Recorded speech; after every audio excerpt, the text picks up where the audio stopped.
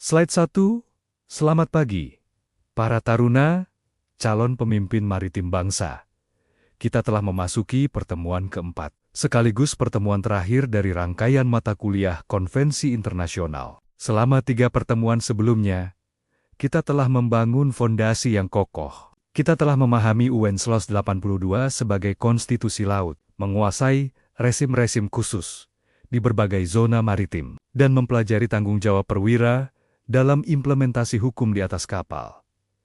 Hari ini, kita akan melakukan lompatan besar. Kita akan membahas dinamika hukum laut internasional, studi kasus, implementasi kontemporer, dan proyeksi masa depan. Ini adalah materi tentang bagaimana hukum laut terus berkembang, beradaptasi dengan tantangan zaman, dan bagaimana organisasi-organisasi internasional memainkan peran krusial di balik layar. Lihatlah kolase gambar di slide ini. Ada peta batas maritim, ada kapal otonom, ada simbol daur ulang, dan ada gudang-gedang organisasi internasional. Inilah wajah hukum laut, masa kini, dan masa depan. Ia tidak lagi hanya soal garis pangkal dan Z, tetapi juga soal bagaimana kita melindungi keanekaragaman hayati di laut lepas. Bagaimana kita mengatur penambangan di dasar laut, dalam bagaimana kita menghadapi ancaman perubahan iklim, dan bagaimana kita memastikan keselamatan, kesejahteraan, dan kesehatan pelaut melalui kerjasama global. Pertemuan ini akan menjadi jembatan yang menghubungkan semua teori yang telah Anda pelajari dengan realitas dunia yang terus berubah. Mari kita mulai. Slide 2. Studi kasus mendalam. Sengketa landas kontinen di Laut Natuna Utara baik, Taruna. Mari kita mulai dengan studi kasus yang sangat dekat dengan kita, yaitu sengketa landas kontinen antara Indonesia dan Vietnam di Laut Natuna Utara selama bertahun-tahun. Indonesia dan Vietnam memiliki klaim yang tumpang tindih di area seluas kurang lebih 85.000 km persegi di Laut Natuna Utara. Mengapa area ini begitu penting? Karena di dasar lautnya terkandung potensi minyak dan gas bumi yang sangat besar, yang menjadi sumber energi dan pendapatan negara. Dasar hukum kedua negara sama, yaitu Pasal 76 UNCLO tentang landas kontinen. Pasal ini mengatakan bahwa negara pantai memiliki hak eksklusif atas sumber daya di dasar laut hingga batas tertentu, berdasarkan proyeksi geologis dari daratannya. Namun, interpretasi dan data ilmiah yang digunakan Indonesia dan Vietnam berbeda, sehingga terjadi tumpang tindih klaim. Ini adalah situasi yang berpotensi memicu konflik, bukan? Namun, yang terjadi justru sebaliknya. Indonesia dan Vietnam memilih jalur diplomasi. Mereka duduk bersama selama bertahan-tahan, saling memaparkan data ilmiah, dan bernegosiasi dengan itikat baik. Hasilnya, pada tahun 2022, mereka mencapai kesepakatan. Dan pada 2023, Perjanjian Batas Landas Kontinen ditandatangani. Apa pelajaran penting dari kasus ini bagi kalian, para taruna? Pertama, UNCLOS menyediakan mekanisme penyelesaian sengketa secara damai, dan itu terbukti efektif. Pasal 74 dan 83 UNCLOS mewajibkan negara untuk menyelesaikan sengketa batas Z dan landas kontinen dengan cara damai. Kedua, penetapan batas ini memberikan kepastian hukum. Bagi perusahaan migas Indonesia, mereka kini bisa berinvestasi dan beroperasi dengan lebih aman. Bagi TNI AL dan Bakamla, mereka memiliki batas yang jelas untuk melakukan patroli. Nantinya, peta-peta laut resmi yang diterbitkan oleh Pusidrosal akan diperbarui. Sebagai calon perwira, kalian wajib menggunakan peta edisi terbaru dan selalu memperhatikan Notice to Mariners. Ini adalah bentuk implementasi nyata dari hasil diplomasi dan hukum laut. Slide 3.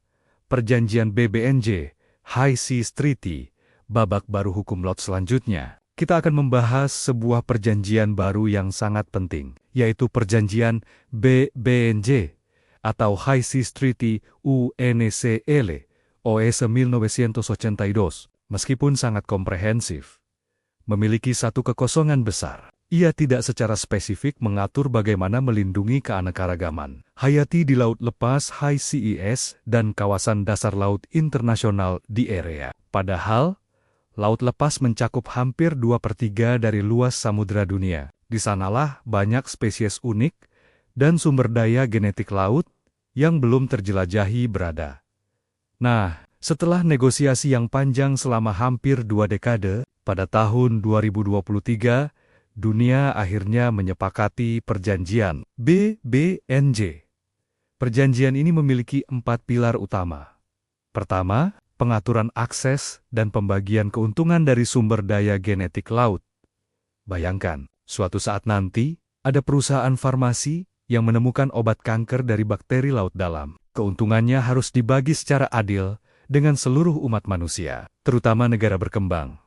Kedua, pembentukan kawasan konservasi laut di laut lepas. Nanti, akan ada taman nasional di tengah samudra, di mana aktivitas tertentu dibatasi untuk melindungi ekosistem ketiga. Kewajiban melakukan penilaian dampak lingkungan untuk kegiatan yang berpotensi merusak di laut lepas, seperti penambangan atau riset skala besar. Keempat, pengembangan kapasitas dan transfer teknologi untuk membantu negara berkembang mengimplementasikan perjanjian ini. Apa relevansinya bagi kalian, Taruna? Suatu saat nanti, kapal kalian mungkin akan berlayar dan diminta untuk menghindari kawasan konservasi laut baru di tengah laut lepas. Atau, jika kalian bertugas di kapal riset, kalian harus mengikuti prosedur baru untuk mengambil sampel genetik. Perjanjian ini adalah contoh sempurna bagaimana hukum laut terus berevolusi untuk menjawab tantangan zaman. Slide 4. Tata kelola kawasan di area kode penambangan dan kontroversi sekarang. Kita akan menyelam lebih dalam ke dasar laut dalam yang gelap yang disebut sebagai kawasan atau di area. Ingat prinsip warisan bersama umat manusia dari UNCLOS. Sumber daya mineral di kawasan ini seperti nodul polimetalik yang mengandung mangan, nikel, kobalt, dan tembaga adalah milik kita semua. Untuk mengelolanya, dibentuklah Otoritas Dasar Laut Internasional atau ISA yang bermarkas di Kingston, Jamaika. Selama ini, ISA baru mengeluarkan kontrak untuk eksplorasi, yaitu tahap mencari dan menilai cadangan. Namun, dunia sedang menuju tahap berikutnya. Eksploitasi atau penambangan komersial. ISA saat ini sedang menyusun kode penambangan yang akan menjadi regulasi komprehensif untuk menambang di kawasan. Disinilah letak kontroversinya. Ada negara kecil seperti Nauru yang bekerja sama dengan perusahaan The Metals Company yang mendesak agar kode penambangan segera diselesaikan. Mereka ingin segera menambang. Di sisi lain, puluhan negara lain, termasuk Prancis, Jerman, dan Chili, menyerukan moratorium atau penundaan. Mereka khawatir dengan dampak lingkungan yang belum diketahui. Penambangan laut dalam berpotensi menghancurkan ekosistem unik yang belum kita pahami, menciptakan gumpalan sedimen yang merusak rantai makanan, dan bahkan menyebabkan kepunahan spesies.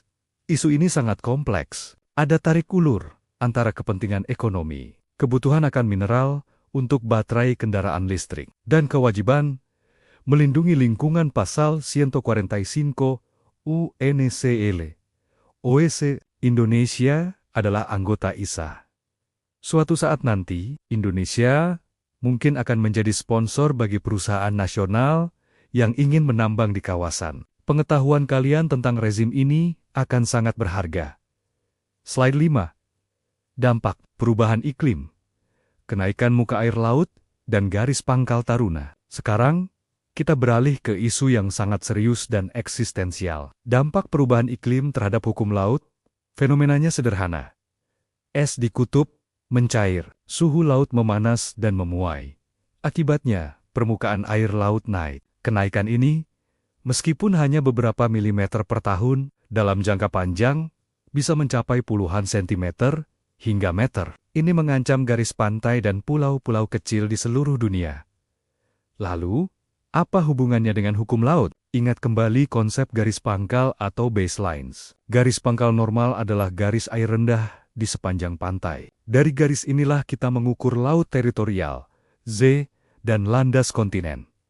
Secara tradisional, garis pangkal bersifat ambulatorik. Artinya, ia bergerak mengikuti perubahan fisik garis pantai. Jika pantai terkikis karena kenaikan air laut, garis pangkal akan bergeser ke darat. Akibatnya, laut teritorial dan ZEE ikut menyusut. Jika pulau tenggelam, maka hak maritim yang dihasilkan pulau itu bisa hilang sama sekali. Bayangkan nasib negara-negara pulau kecil seperti Tuvalu, Kiribati, atau Maladewa. Jika daratan mereka tenggelam, secara teknis, mereka bisa kehilangan seluruh wilayah dan zona maritimnya. Mereka akan kehilangan hak atas sumber daya ikan dan mineral yang selama ini menjadi sumber pendapatan negara. Ini adalah tantangan besar bagi hukum internasional. Sebagai respons, negara-negara Pasifik, termasuk dalam deklarasi mereka, mengusulkan konsep garis pangkal tetap.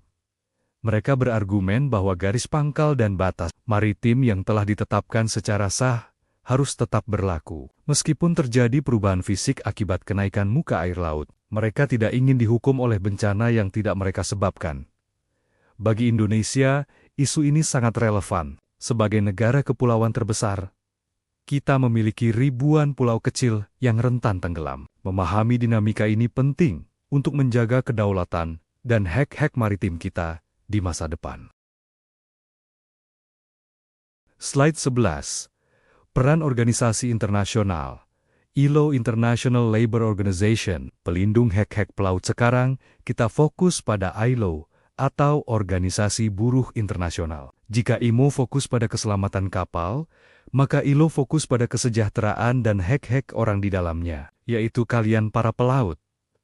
ILO adalah badan PBB yang bertugas mempromosikan keadilan sosial dan hak asasi manusia di tempat kerja. Dalam konteks maritim, kontribusi terbesar ILO adalah Maritime Labour Convention 2006 atau MLC ke 2006. MLC ini sering disebut sebagai Bill of Rights-nya pelaut. MLC terdiri dari 5 pilar utama. Mari kita bahas satu persatu. Title 1. Persyaratan. Minimum untuk bekerja di kapal. Ini mengatur usia minimum 16 tahun. Pemeriksaan kesehatan sebelum bekerja, kualifikasi mengacu pada STCW, dan memastikan kalian direkrut melalui agen yang resmi dan teregulasi. Jangan sampai kalian direkrut oleh calo ilegal yang memungut biaya tinggi. Title 2. Kondisi kerja. Ini adalah inti dari hubungan kerja kalian. ILO mewajibkan adanya kontrak kerja yang ditandatangani kedua belah pihak, mencantumkan posisi, gaji, dan masa kontrak dengan jelas. Gaji harus dibayar tepat waktu, jam kerja dan jam istirahat diatur. Minimum 10 jam istirahat dalam 24 jam. Kalian juga berhak atas cuti tahunan dan kepulangan repatriasi yang biayanya ditanggung perusahaan. Title 3. Akomodasi, fasilitas rekreasi, makanan, dan catering. ILO menetapkan standar ukuran kabin, ventilasi, pencahayaan, dan kebersihan. Makanan yang disediakan harus cukup, bergizi, dan disiapkan dengan higienis. Kalian juga berhak atas fasilitas rekreasi seperti TV, olahraga, dan akses internet jika memungkinkan. Title 4. Perlindungan kesehatan, perawatan medis, dan jaminan sosial. Jika kalian sakit atau cedera saat bekerja, perusahaan wajib menanggung biaya pengobatan. Jika harus dirawat di darat, biaya transportasi dan perawatan ditanggung. Ini adalah jaring pengaman yang sangat penting. Title 5. Kepatuhan dan penegakan. Negara bendera wajib mensertifikasi kapal dan menerbitkan sertifikat MLC saat kapal bersandar di pelabuhan asing. Petugas Port State Control berhak memeriksa kepatuhan terhadap MLC. Jika hak kalian dilanggar, kalian bisa mengadu, dan petugas akan menyelidiki. Pahami hak-hak kalian. Taruna, MLC adalah tameng kalian. Slide 12. Peran organisasi internasional. WHO, World Health Organization. Kesehatan di laut. Organisasi ketiga, yang tak kalah penting, adalah WHO, atau Organisasi Kesehatan Dunia. Tugas WHO adalah menjaga kesehatan masyarakat internasional. Dan ini sangat relevan dengan dunia pelayaran. Kapal adalah lingkungan tertutup yang bisa menjadi tempat penyebaran penyakit dengan cepat. Bayangkan jika satu awak kapal terkena flu burung atau penyakit menular lainnya di tengah laut. Ini bukan hanya membahayakan awak lain, tetapi juga bisa menyebar ke berbagai negara yang disinggahi kapal. Untuk mencegah hal ini, WHO memiliki instrumen utama bernama International Health Regulations, IR 2005, atau Regulasi Kesehatan Internasional. IR mengatur apa yang harus dilakukan negara dan kapal untuk mencegah penyebaran penyakit tanpa mengganggu lalu lintas dan perdagangan. Secara tidak perlu, apa implikasi IR bagi kapal dan kalian sebagai pelaut? Pertama, setiap kapal harus memiliki sertifikat sanitasi kapal atau Ship Sanitation Control Exemption Certificate. Sertifikat ini membuktikan bahwa kapal bebas dari vektor penyakit seperti tikus, kecoa, dan nyamuk, serta kondisi sanitasinya baik. Sertifikat ini diterbitkan oleh otoritas pelabuhan yang berwenang. Kedua, setiap kali kapal akan tiba di pelabuhan, nahoda wajib mengisi Maritime Declaration of Health atau Deklarasi Kesehatan Maritim. Ini adalah pernyataan jujur tentang kondisi kesehatan di atas kapal. Apakah ada kasus penyakit menular dalam 30 hari terakhir? Pengisian yang jujur sangat penting agar otoritas pelabuhan bisa mengambil tindakan pencegahan yang diperlukan. Ketiga, setiap pelaut wajib memiliki buku kuning atau International Certificate of Vaccination. Buku ini mencatat vaksinasi yang telah kalian terima, terutama vaksin demam kuning, yellow fever, yang wajib jika kalian berlayar ke atau dari daerah endemis. Saat pandemi COVID-19, peran WHO sangat sentral dalam mengordinasikan informasi dan memberikan pedoman, termasuk tentang pergantian awak kapal yang menjadi isu kritis. Memahami peran WHO membantu kalian menjaga kesehatan sendiri dan berkontribusi pada kesehatan global. Slide 13. Peran organisasi internasional, sinergi IMO ILOHU di atas kapal Taruna. Setelah kita membahas IMO, ILO, dan WHO secara terpisah, sekarang saatnya kita melihat bagaimana ketiganya bersinergi di atas kapal. Mereka tidak bekerja sendiri-sendiri, tetapi saling melengkapi untuk menciptakan 3 kondisi ideal: kapal yang selamat, awak yang sejahtera, dan lingkungan yang sehat. Bisa kita analogikan seperti ini. IMO fokus pada kapal yang layak laut, ship safety. ILO fokus pada awak yang layak, decent work. WHO fokus pada awak yang sehat dan kapal yang bersih dari penyakit, healthy crew and ship sanitation. Mari kita lihat contoh sinergi dalam sebuah kecelakaan kerja di kapal. Misalkan seorang masinis terluka saat memperbaiki mesin. Dari sisi IMO SOLAS, kapal sudah dilengkapi dengan peralatan keselamatan dan perlengkapan P3K sesuai standar. Ini adalah bentuk pencegahan dan kesiapan awal. Dari sisi ILO MLC, Title 4. Aturan mainnya adalah tentang tanggung jawab setelah kecelakaan. Perusahaan wajib menanggung biaya pengobatan masinis tersebut. Jika ia harus dirawat di darat, biaya transportasi dan perawatan ditanggung. Jika ia cacat permanen, ada kompensasi. Jika ia meninggal, keluarganya berhak atas santunan. Ini adalah jaring pengaman sosialnya. Dari sisi WHO, jika luka masinis itu serius dan membutuhkan konsultasi dokter, kapal dapat menggunakan radio medical advice untuk berkomunikasi dengan dokter di darat. Prosedur komunikasi medis ini diatur dalam pedoman WHO. Selain itu, kebersihan ruang perawatan dan protokol pencegahan infeksi juga mengacu pada standar WHO. Contoh lain adalah saat pandemi COVID-19. WHO mengeluarkan deklarasi darurat dan protokol kesehatan. IMO mengeluarkan sirkuler yang mendorong negara pelabuhan untuk memfasilitasi pergantian awak kapal sebagai key worker dan menerbitkan protokol operasional kapal di masa pandemi. ILO menyoroti hak-hak pelaut yang kontraknya habis, masalah upah, dan kesehatan mental mereka di atas kapal. Sinergi ini terlihat dalam dokumen-dokumen yang kalian miliki. Ada sertifikat keselamatan kapal IMO, sertifikat MLC ILO, dan sertifikat sanitasi kapal WHO. Ketiganya harus lengkap dan valid. Inilah bukti bahwa kapal kalian memenuhi standar internasional secara holistik. Slide 14.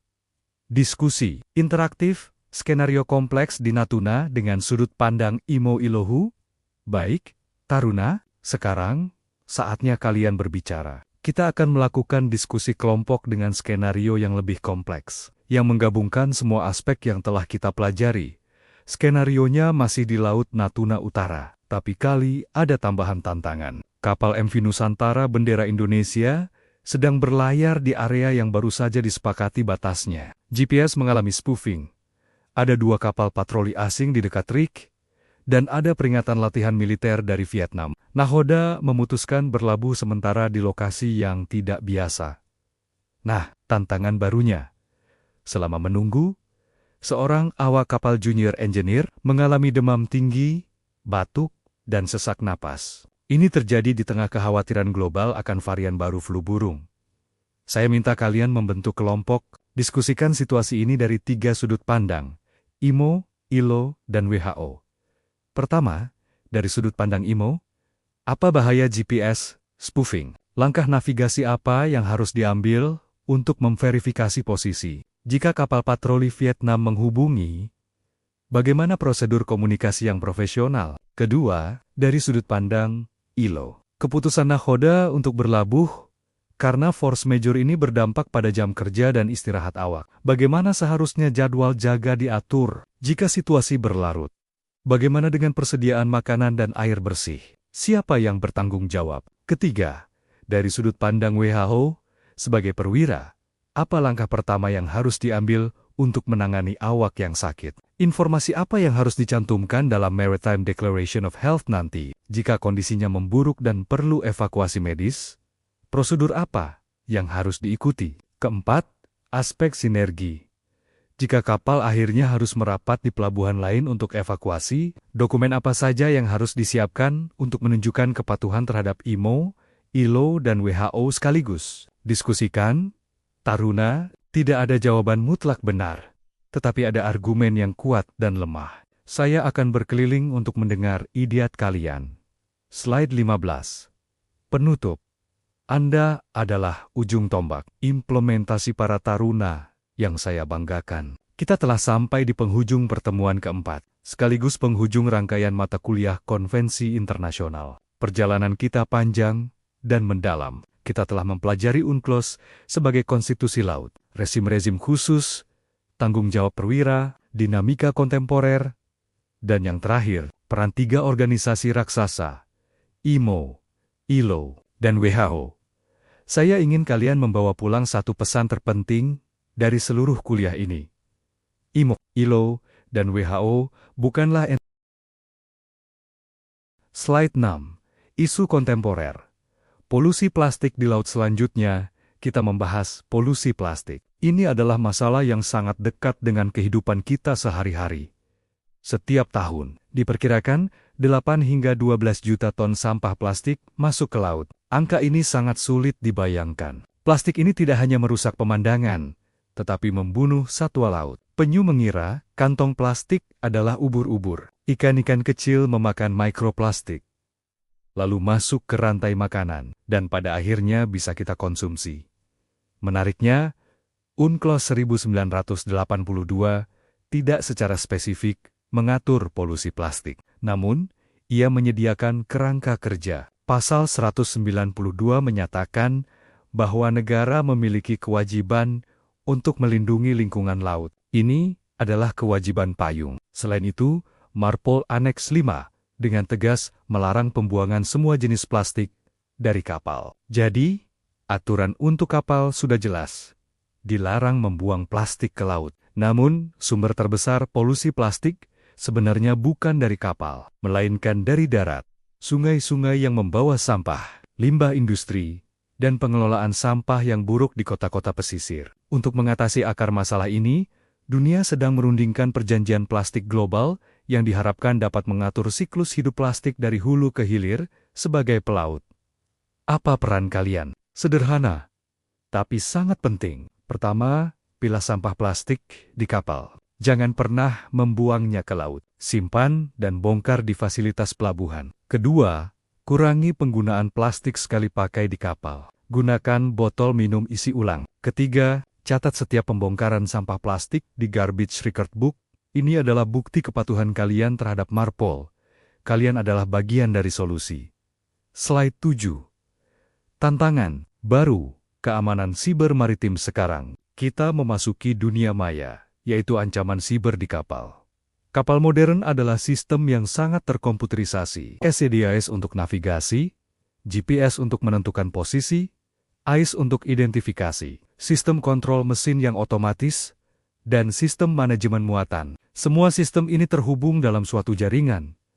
Ancaman siber bisa menargetkan sistem-sistem ini. Bayangkan jika GPS kapal Anda di-spoofing atau ditipu, sehingga Anda mengira berada di posisi yang salah. Padahal sebenarnya, Anda sedang menuju ke perairan dangkal atau area berbahaya. Bayangkan jika sistem kontrol mesin diretas, dan tiba-tiba mesin mati di tengah selat sibuk, atau sistem muatan kapal tanker diretas, menyebabkan kebocoran.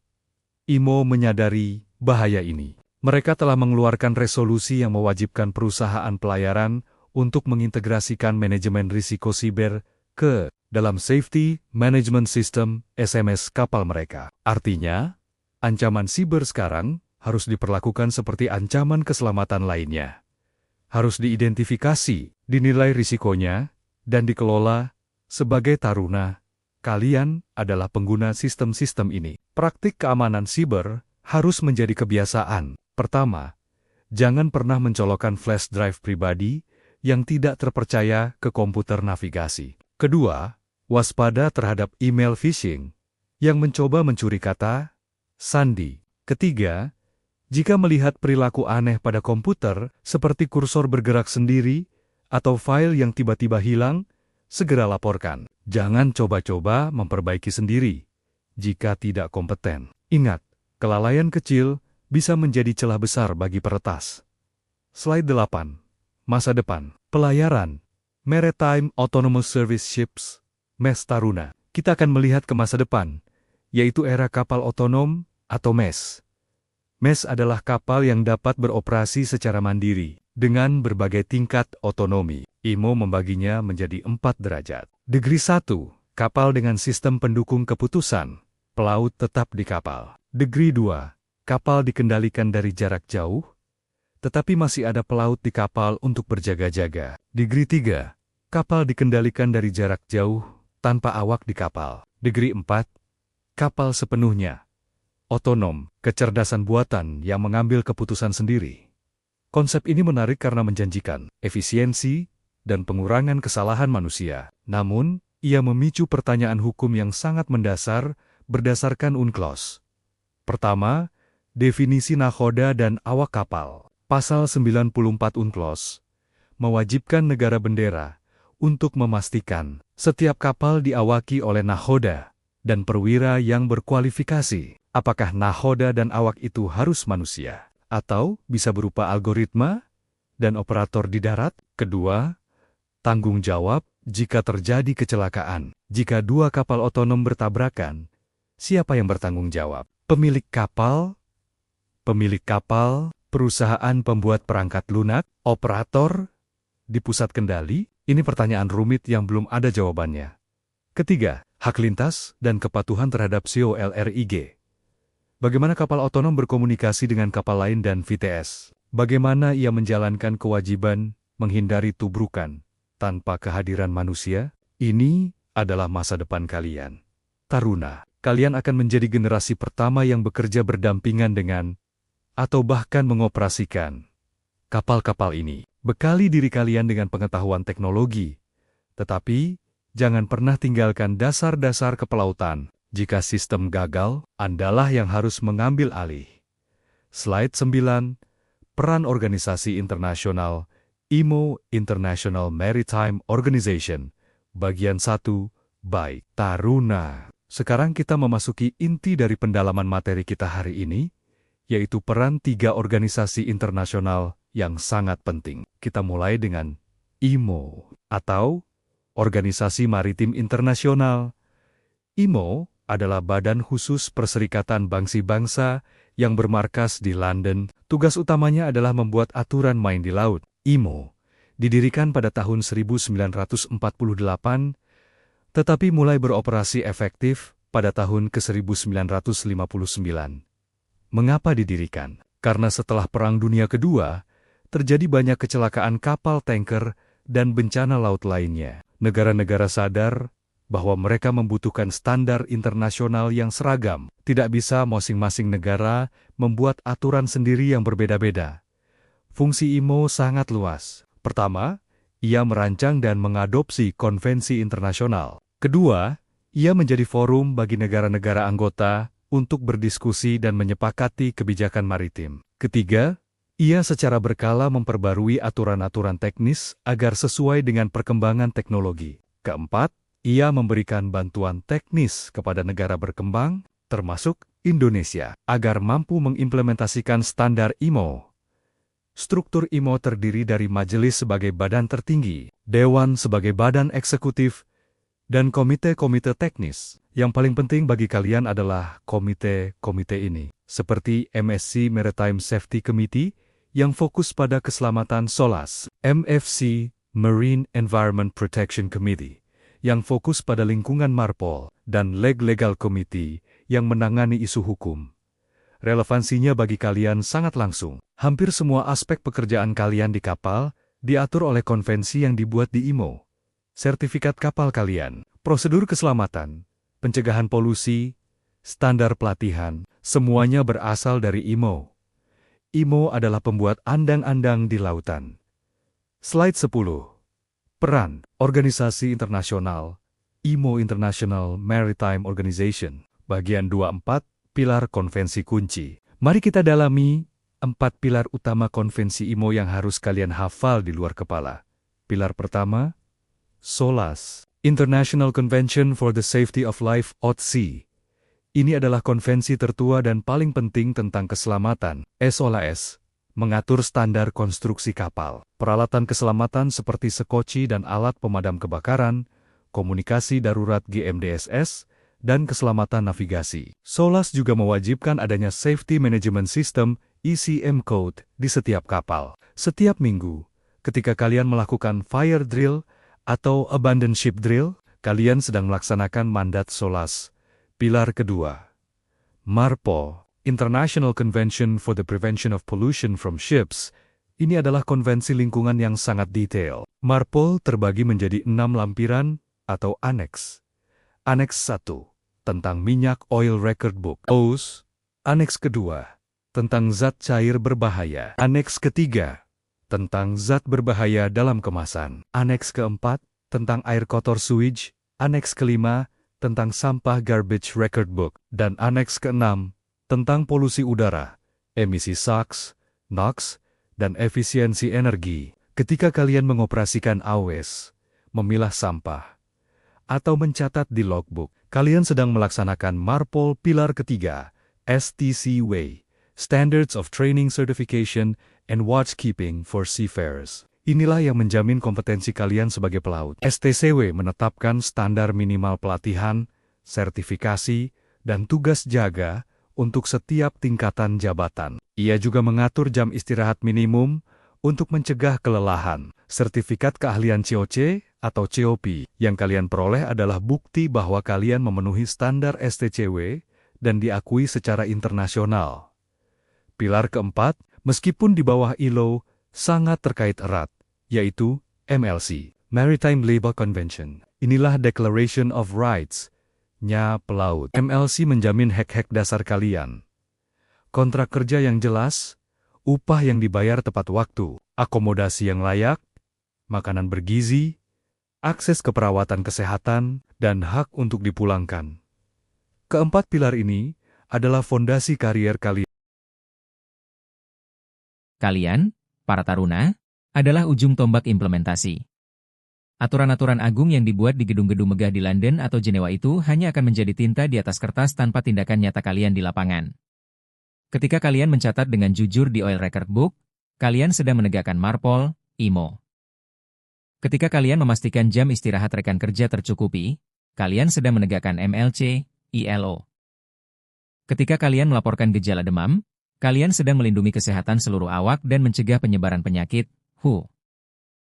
Integritas, pengetahuan, dan keterampilan kalian adalah kunci untuk mewujudkan pelayaran yang selamat, safe, adil, decent, dan sehat, healthy. Tindak lanjut untuk kalian. 1. Simpan dan baca ulang materi ini. Jadikan sebagai referensi awal. UNCLOS, SOLAS, MARPOL, STCW, MLC, dan IHR adalah kitab suci yang akan kalian buka sepanjang karir.